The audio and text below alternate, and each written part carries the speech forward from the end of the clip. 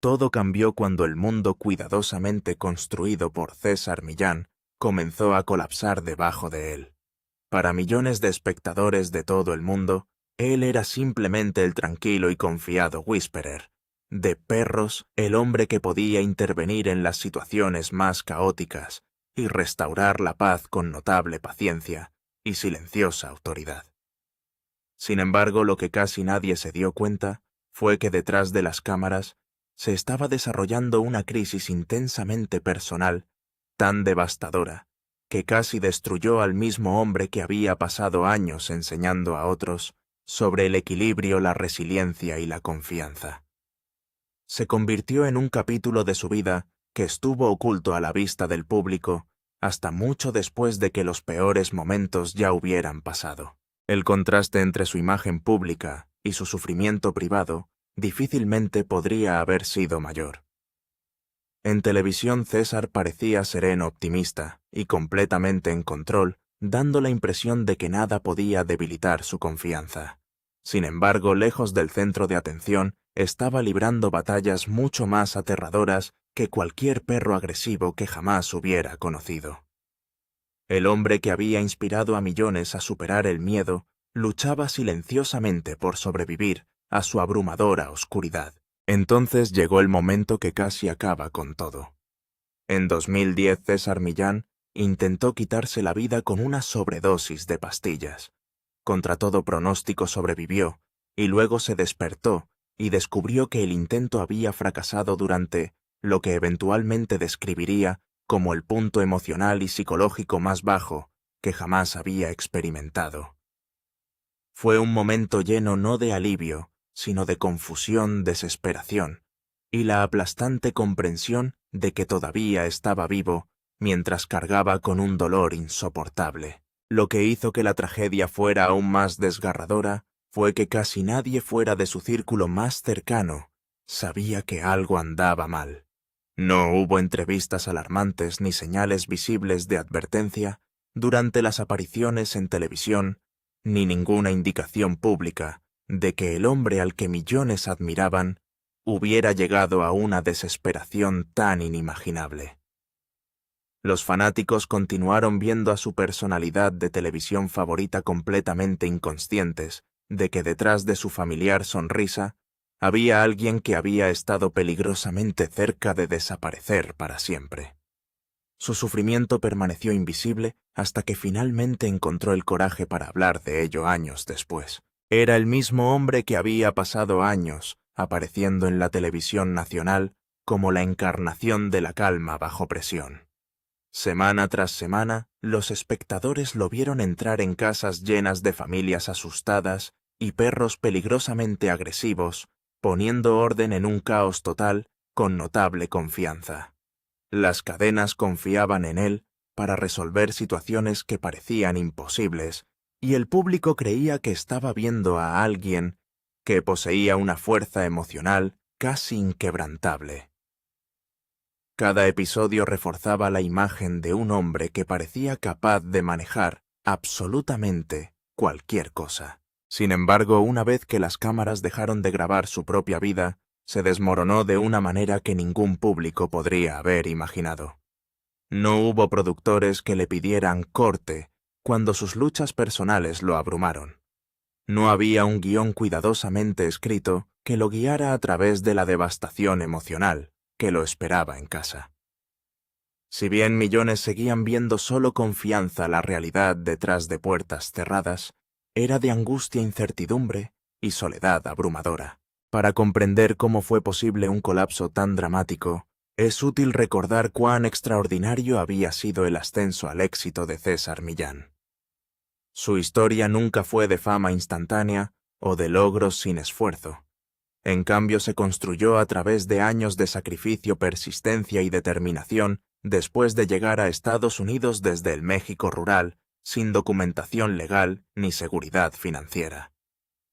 Cada oportunidad que obtuvo llegó gracias a un trabajo duro e incansable más que a un privilegio. En esos primeros años, César aceptó cualquier trabajo que pudiera encontrar simplemente para sobrevivir. Ninguno de ellos insinuó que algún día se convertiría en uno de los rostros más reconocibles de la televisión. Sin embargo, de forma lenta, pero constante, su notable conocimiento de los perros comenzó a atraer la atención y su reputación se extendió de un cliente a otro. Lo que comenzó como un trabajo humilde, finalmente se convirtió en una carrera diferente a todo lo que nadie podría haber predicho. A mediados de la década de 2000, César Millán se había convertido en mucho más que un exitoso adiestrador de perros. Se había transformado en un fenómeno televisivo internacional cuya influencia se extendió mucho más allá de los Estados Unidos. Su enfoque único para comprender el comportamiento canino llegó a audiencias en más de 80 países, presentando a millones de espectadores ideas sobre liderazgo, energía, disciplina y compasión. Su nombre se convirtió prácticamente en sinónimo del propio adiestramiento canino moderno. El éxito continuó expandiéndose en todas direcciones. A su creciente popularidad siguieron libros de gran venta, giras internacionales de conferencias especiales de televisión e innumerables oportunidades comerciales. Con el tiempo, su marca también llegó a un público más joven a través de la serie infantil animada Matt y Staff, permitiendo que una generación completamente nueva descubriera su trabajo. En ese momento, César Millán se había convertido no solo en una personalidad televisiva, sino en una marca global, construida sobre la confianza, el conocimiento y la autenticidad personal. Desde fuera su vida parecía casi perfecta. Disfrutó de reconocimiento internacional, éxito financiero, admiración generalizada y una carrera que parecía más sólida que nunca.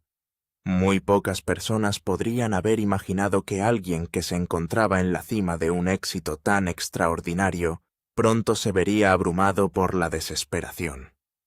Ese contraste hace que los acontecimientos de 2010 sean aún más difíciles de comprender. Naturalmente, una pregunta sigue resonando en su historia. ¿Cómo pudo alguien con un éxito tan notable, respeto mundial y oportunidades aparentemente infinitas llegar al punto en el que ya no parecía que valiera la pena vivir la vida? La respuesta no está en una sola tragedia, sino en una devastadora cadena de pérdidas, que se sucedieron una tras otra, hasta hacerse casi imposibles de soportar. En el lapso de un solo año, casi todas las fundaciones que sustentaban su vida comenzaron a colapsar simultáneamente. El primer golpe devastador llegó a través de su matrimonio. Durante 2010, la esposa de César Ilusión Millán solicitó el divorcio alegando diferencias irreconciliables. El fin de su matrimonio representó mucho más que la ruptura de una relación personal. Marcó el colapso de una sociedad que había marcado tanto su vida privada con su extraordinario éxito profesional durante muchos años. Ilusión nunca había sido simplemente la esposa al lado de una celebridad televisiva. Se desempeñó como directora ejecutiva de César Millan Incorporated y al mismo tiempo ayudó a producir varias temporadas de Dog Whisperer. Juntos construyeron no solo un matrimonio, sino también un imperio empresarial en expansión, centrado en la creciente reputación de César. Sus vidas se habían vuelto profundamente conectadas tanto a nivel personal como profesional. Durante años la pareja trabajó codo con codo en salas de juntas, reuniones de producción y sesiones de planificación estratégica que ayudaron a transformar el talento único de César en una marca reconocida internacionalmente. Ella entendía el negocio detrás de las cámaras tan bien como él entendía a los perros que aparecían frente a ellas. Perder esa asociación significó perder a alguien que había ayudado a construir casi todos los aspectos de su extraordinaria carrera. Las consecuencias emocionales y prácticas resultaron abrumadoras. Por muy doloroso que fuera el divorcio, casi simultáneamente llegó otra pérdida desgarradora. Casi en la misma época falleció Papá, el querido pitbull de César.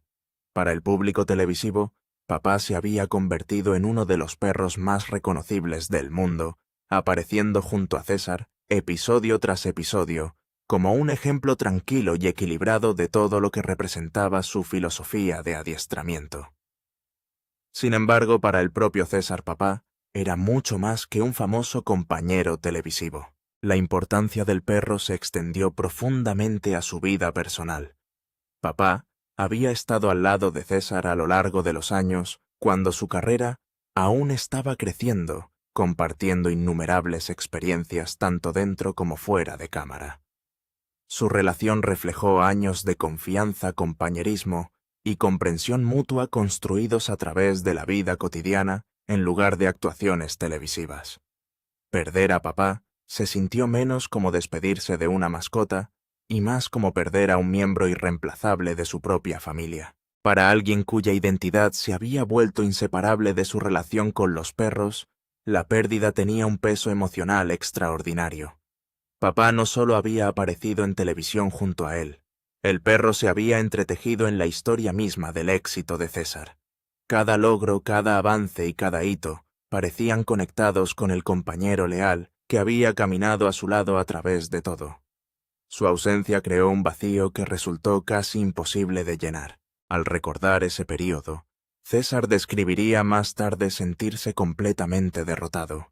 Llevaba una culpa abrumadora, una tristeza intensa y un profundo sentimiento de fracaso personal que parecía consumir cada parte de su vida. Según sus propias reflexiones, había llegado a lo que consideraba el punto emocional y psicológico más bajo que jamás había experimentado. Cada dirección en la que giraba parecía revelar otro doloroso recordatorio de lo que se había perdido. Luego vino otro golpe devastador, esta vez relacionado con sus finanzas. César ha reconocido abiertamente que durante este mismo período perdió aproximadamente $10 millones a través de una serie de malas decisiones comerciales. Aunque nunca han implicado completamente todos los detalles que rodean esas pérdidas financieras, ha hablado honestamente sobre el devastador resultado. Como luego resumió la experiencia, finalmente se encontró sin dinero. Sus propias palabras captaron la gravedad de la situación con dolorosa sencillez. Al final del día me quedé sin dinero. Estaba arruinado. Provenientes de alguien cuyo nombre se había convertido en sinónimo de éxito extraordinario, esas palabras sorprendieron a muchas de las personas que las escucharon más tarde. Detrás de la fama televisiva se encontraba un hombre cuya base financiera se había derrumbado silenciosamente bajo sus pies. Considere todo lo que sucedió dentro de esos mismos 12 meses brutales. Su matrimonio terminó. Su compañero canino más cercano murió. Según los informes, $10 millones desaparecieron debido a decisiones comerciales fallidas. Cualquiera de esas pérdidas podría haber desafiado la estabilidad emocional de alguien.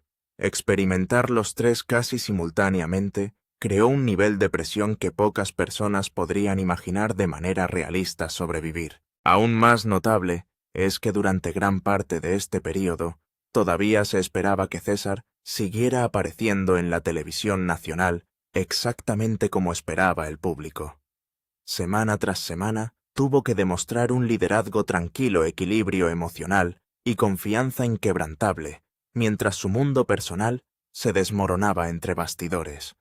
Cada episodio requirió que proyectara fuerza incluso, mientras en privado luchaba por mantenerse unido. Aunque César nunca ha revelado todos los detalles, detrás de los errores financieros que contribuyeron a sus pérdidas, siempre se ha centrado en el resultado final en lugar de culpar al público. Cualesquiera que fueran las decisiones comerciales específicas involucradas, el momento intensificó dramáticamente el daño emocional ya causado por sus tragedias personales. El colapso financiero se convirtió en una carga más que se sumó a un peso emocional ya insoportable.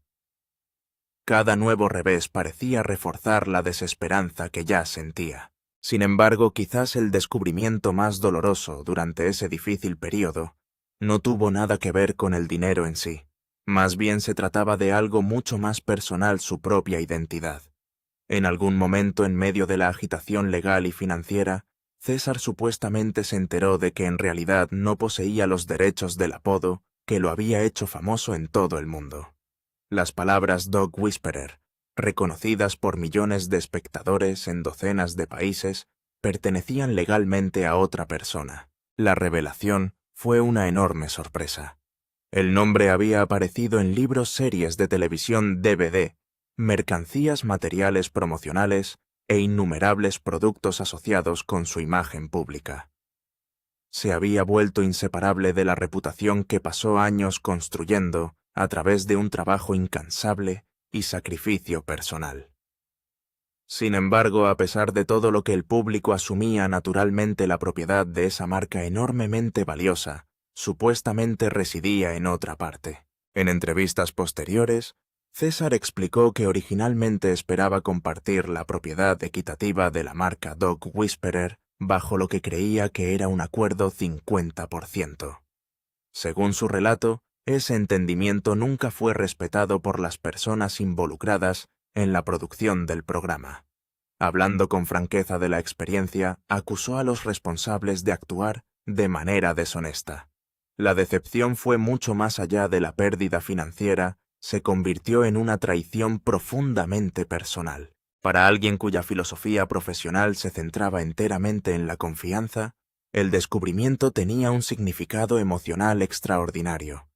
A lo largo de su carrera, César enseñó repetidamente que las relaciones exitosas dependían de la honestidad, la coherencia y el respeto mutuo, ya sea entre humanos y perros o entre las personas mismas. Enterarse de que supuestamente sus socios comerciales de confianza no le habían extendido esos mismos valores debe haber sido profundamente doloroso.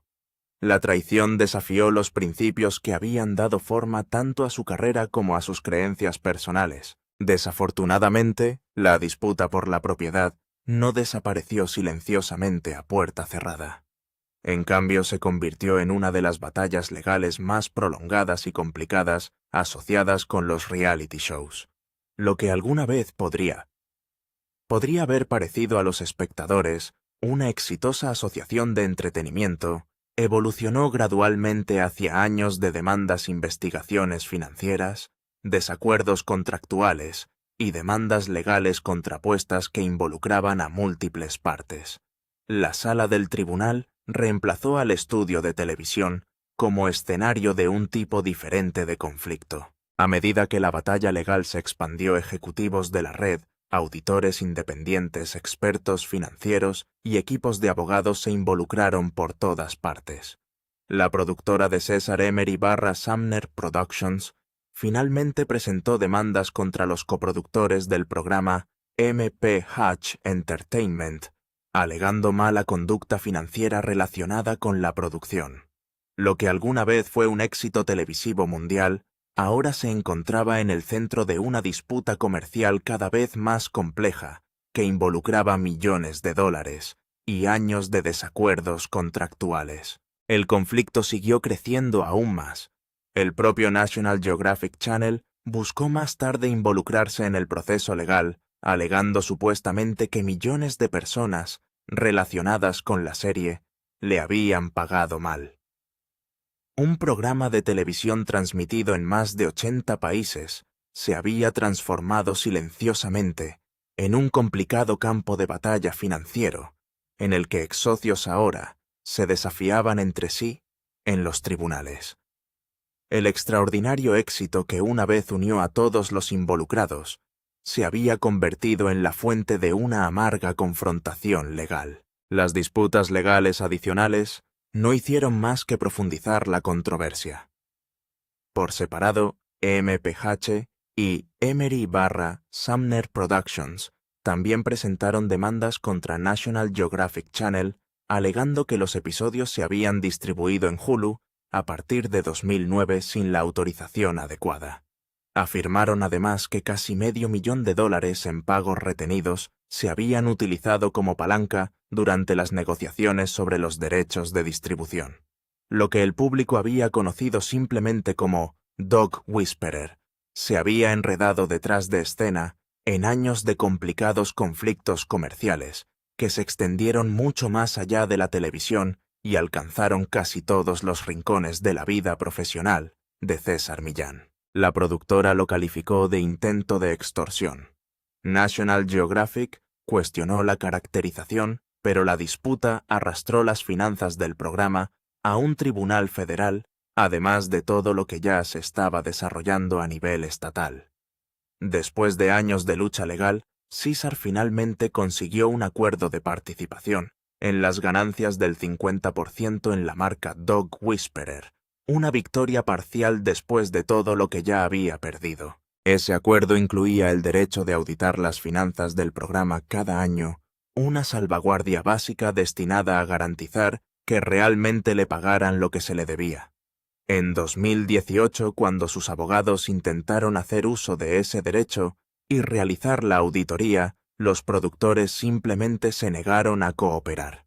Mientras tanto, en el otro lado del negocio, MPH Entertainment acusaba a un auditor independiente de encontrar exactamente la historia opuesta, que el propio César les debía más de $4 millones, debido a lo que llamaron prácticas contables inadecuadas por su parte. Dos bandos, ambos reclamando que el otro debía millones, enzarzados en una pelea que se prolongó durante años en múltiples salas de audiencias sin ningún villano claro ni un final limpio para cualquiera que observara desde afuera.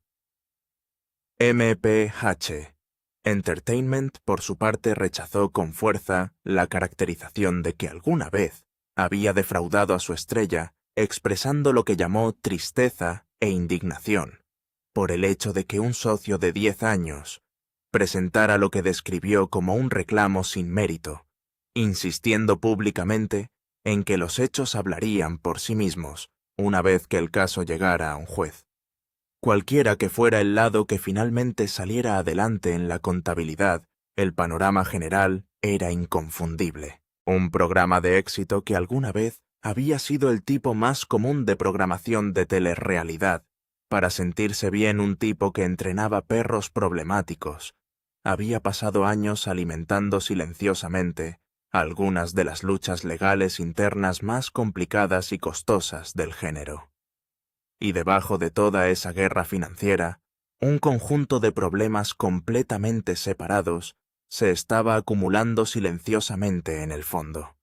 Uno con víctimas reales, demandas reales y lesiones reales que no tenían nada que ver con dinero, disputas de propiedad o sociedades comerciales rotas.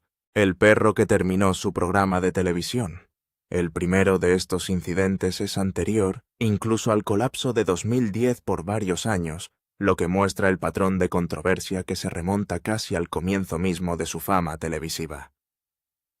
En 2006, un productor que trabajaba en el set de Dog Whisperer afirmó que el propio perro de Caesar Gator quedó sangrando, cubierto de moretones y sin aliento, después de haber sido asfixiado con un collar y de trabajar demasiado en el Centro de Psicología Canina de Caesar. El productor Flody Suárez dijo que gastó más de $25,000 en facturas médicas y la demanda finalmente se resolvió. 9 años después, en 2015, una enfermera de Florida llamada Allison Bitney demandó a Caesar después de que un perro entrenado en sus instalaciones fuera liberado prematuramente y la atacara dejándola con heridas lo suficientemente graves como para requerir cirugía reconstructiva. Ella tampoco era una espectadora cualquiera. Las enfermeras entienden el trauma médico también, como cualquiera, lo que hizo que su propio relato sobre la gravedad de sus lesiones tuviera peso extra en la conversación pública que siguió. Una demanda separada detalló un patrón sorprendentemente similar. Un perro al que se había ordenado la eutanasia después de atacar a alguien en Texas fue acogido en el centro de rehabilitación. Caesar, solo para ser liberado nuevamente, una vez que su dueño se atrasó en los pagos y luego atacó a otra persona. Una orden judicial para sacrificar a un perro peligroso es una advertencia tan seria como la que el sistema legal puede emitir y anular esa advertencia con un programa de rehabilitación solo para que el mismo perro vuelva a morder. Planteó preguntas obvias sobre cuán minuciosamente se estaba monitoreando esa segunda oportunidad. En 2016, Caesar fue objeto de una investigación oficial por posible crueldad animal después de que un perro que estaba siendo entrenado frente a la cámara para su programa César 911 mordiera a un cerdo en la oreja. Los investigadores finalmente no encontraron ningún delito y cerraron el caso. Incluso una investigación que termina sin cargos deja una huella en el registro público. Un titular más ligado permanentemente a su nombre, independientemente del resultado final. Cada incidente individual podría haber parecido un accidente aislado por sí solo. Apilados año tras año, pintaron una pregunta mucho más difícil de ignorar para los espectadores. El mismo sistema de rehabilitación de perros que hizo famoso a César estuvo poniendo silenciosamente a las personas en peligro detrás de escena todo el tiempo. El patrón de estos casos, que abarcaron casi 2 décadas y varios estados, se repitió de manera inquietante. Un perro peligroso tiene una segunda oportunidad a través del programa de rehabilitación de César en lugar de ser sacrificado. Esa segunda oportunidad eventualmente se agota, ya sea por un pago atrasado o por una falta de supervisión, y el perro termina regresando al mundo, a veces atacando a alguien nuevo. Los defensores de sus métodos señalan que cualquier programa que trabaje con animales genuinamente agresivos conllevará riesgos reales por muy cuidadosa que sea la operación. Los críticos argumentan que la repetición en sí misma es el problema. El mismo tipo de incidente aparece una y otra vez durante la mayor parte de 2 décadas. Esa pregunta se hizo mucho más fuerte una vez que el nombre de un cantante famoso apareció en los titulares, convirtiendo una historia sobre seguridad en el lugar de trabajo en un verdadero chisme de celebridades, casi de la noche a la mañana. El pitbull que destrozó a un aspirante a los Juegos Olímpicos. En 2021, César fue demandado por una mujer llamada Lydia Matis, cuya madre trabajaba para él. Lydia afirmó que durante una visita en 2017 a un edificio propiedad de César, su pitbull Jr. deambulaba por el pasillo sin correa y sin supervisión, se abalanzó sobre ella y la mordió varias veces en las piernas. Lesiones lo suficientemente graves como para enviarla a la sala de emergencias. Lydia había sido una gimnasta competitiva reclutada por un programa de gimnasia universitaria en ese momento, y según su demanda, el ataque acabó por completo con su camino hacia un futuro en el deporte. Años de entrenamiento, sacrificio y una oportunidad genuina de una carrera atlética universitaria supuestamente fueron aniquilados en cuestión de segundos por un perro que, en primer lugar, nunca se suponía que deambulara libremente. La demanda tampoco se limitó a sus propias lesiones. Alegó que César ya debería haber sabido que su hijo era peligroso, alegando que el mismo perro había matado previamente a una mascota perteneciente a Queen Latifah. Un representante de César calificó esa afirmación como una mentira descarada. La propia Queen Latifah nunca confirmó ni negó nada públicamente, y una foto de ella junto a César permaneció en su propia cuenta de redes sociales mucho después de que la demanda se hiciera pública. El caso finalmente se resolvió en privado, sin confirmación pública de culpa por parte de ninguna de las partes. Sin embargo, lo que casi acabó con su reputación en el extranjero no fue una demanda en absoluto, y no implicó ni una sola mordedura de perro, ni un solo dólar en daños y perjuicios. Fue una única entrevista televisiva que se transmitió en todo un país, prohibido en Gran Bretaña.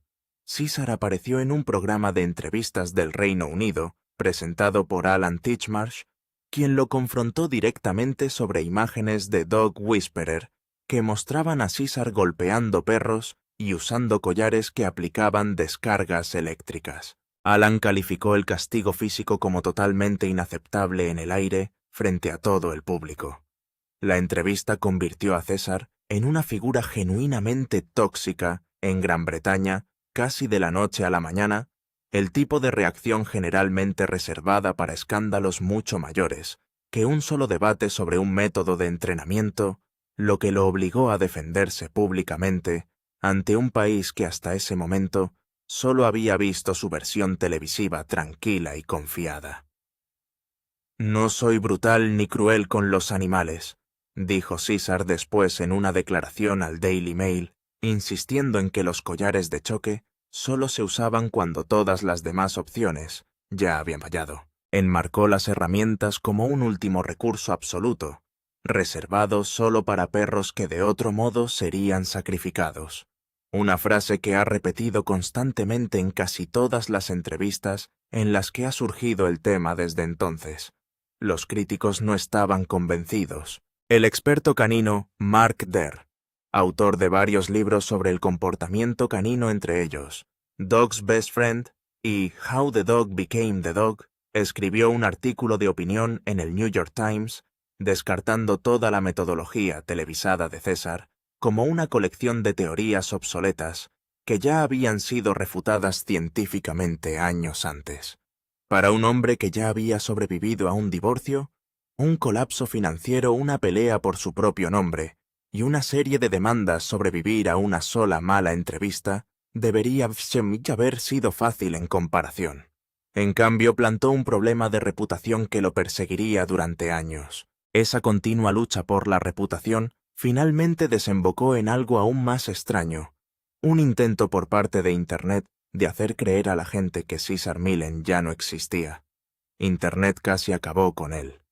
A principios de 2025 comenzaron a difundirse vídeos en YouTube, TikTok y Facebook, en los que se afirmaba que César Millen había sido condenado a cadena perpetua por cargos que incluían crueldad animal y fraude. El medio Distractify investigó el reclamo directamente y no encontró evidencia creíble de ningún arresto o cargo criminal alguno. Se confirmó que César publicaba activamente en su propio Instagram y hacía apariciones públicas exactamente al mismo tiempo que el engaño se difundía en línea. Después de que Dog Whisperer fuera cancelada en 2012, César se negó a desaparecer. Realizó una gira por el mundo con un espectáculo en vivo llamado César Millen Live, y le dijo al Denver Post que recurrió al público en vivo específicamente porque no estaba listo para renunciar a su carrera. Girar significó reconstruir todo su modelo de negocios, desde cero intercambiar cheques de pago de la red y peleas de productores por la venta de entradas y contacto directo con los mismos fanáticos que lo habían seguido a través de cada controversia ya cubierta aquí. También significó demostrar, noche tras noche, frente a una multitud en vivo, que las manifestaciones que la gente había visto por televisión en realidad funcionaban de la misma manera, sin edición ni un equipo de cámara dando forma a la historia. Luego protagonizó Leader of the Pack de César Millen y Dog Nation.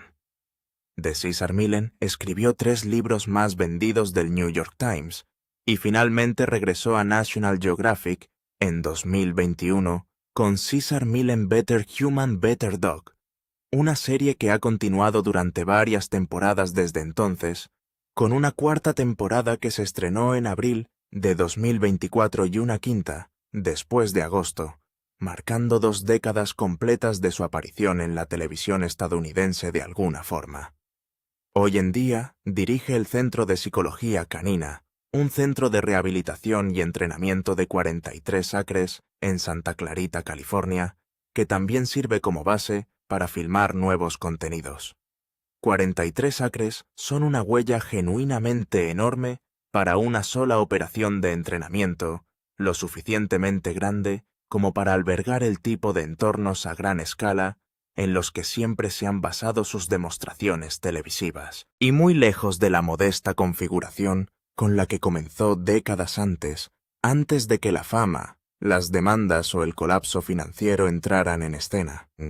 En marzo de 2025, lanzó Pack Leadership Community, una membresía de entrenamiento virtual en vivo que brinda a los suscriptores acceso semanal directo a él para preguntas en tiempo real y demostraciones de comportamiento. También se asoció con XL Brands en una nueva línea de productos para mascotas llamada Trust, Respect, Love de César Millen, que forma parte de la misma cartera de empresas que nombres de moda establecidos como Halston. Conseguir un acuerdo de licencia junto con marcas de moda heredadas muestra cuán lejos ha viajado su marca personal desde una personalidad televisiva arruinada hasta un nombre que las empresas están dispuestas a pagar para poner sus productos el tipo exacto de confianza comercial que se había evaporado por completo para él en 2010. Su vida personal también se reconstruyó. César ha estado comprometido con su pareja de toda la vida, Yahir Adar, desde 2016, más de una década después del divorcio que ayudó a desencadenar su colapso original.